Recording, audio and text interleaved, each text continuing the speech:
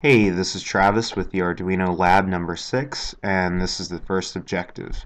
In this objective, we're using the Arduino to power a servo motor. As you know, a servo motor doesn't rotate at a full 360 degrees. It only goes to 180. In the sketch here, you can see I included the servo.h library. We've declared servo as servo main, and we've attached it to pin 10 on the Arduino motor shield.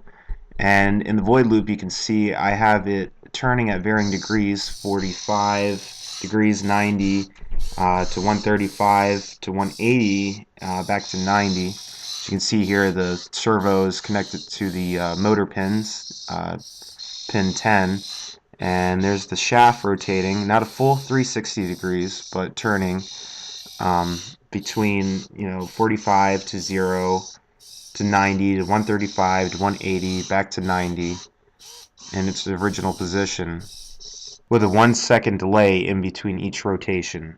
Now for objective number 2, we're using a potentiometer to determine the positioning of the servo motor shaft.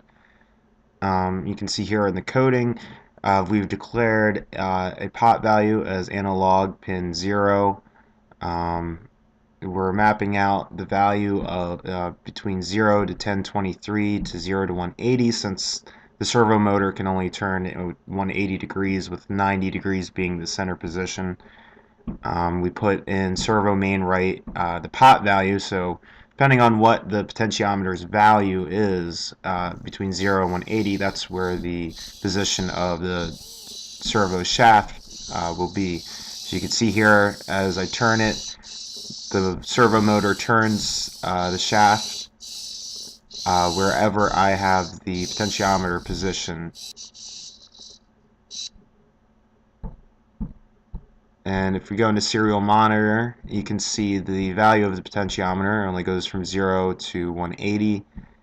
And depending on where the positioning is determined by the value of the potentiometer. In objective number 3, we're switching up the servo motor for a DC motor.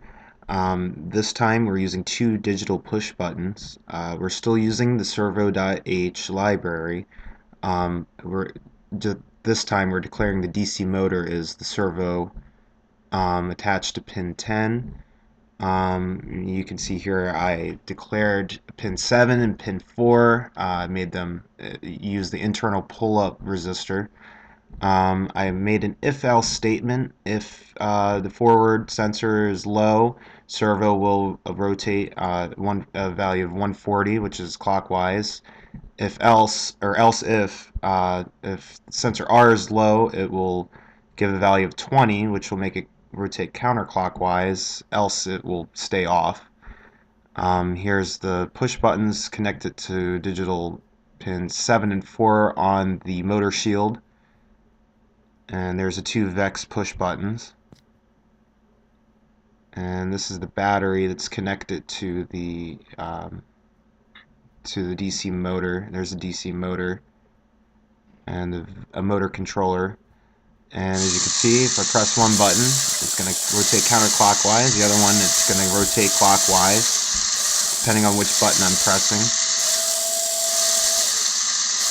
Now, for objective number 4, we're still using the DC motor.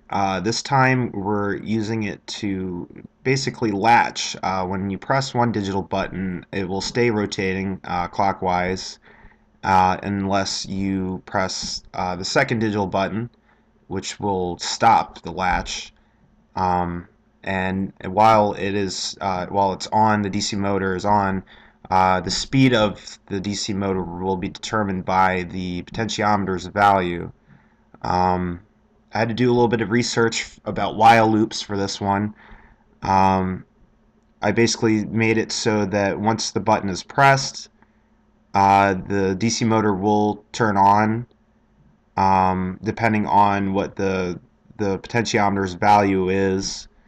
Will be the speed of the DC motor. I realized that when you write a while statement, you have to declare inside the while statement, or the while loop, You have to declare the status of your digital reads and your analog reads as if it's a whole other IDE program sketch altogether. I made it so that if the other digital button is pressed, is low, we're breaking out of the while loop. And once it's broken out of the while loop, it basically turns off the DC motor. And here you go, there's the Vex motor, the potentiometer, the two push buttons, all connected just like before. And there's the DC motor. And you can see I press it, you're in the while loop, the DC motor is turning continuously.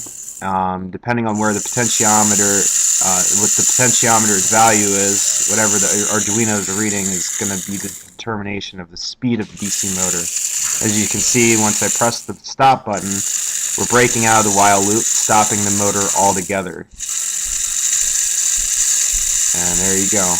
Speed, of course, being controlled by the potentiometer, and there's the stop button stopping the while loop. Thanks again for watching.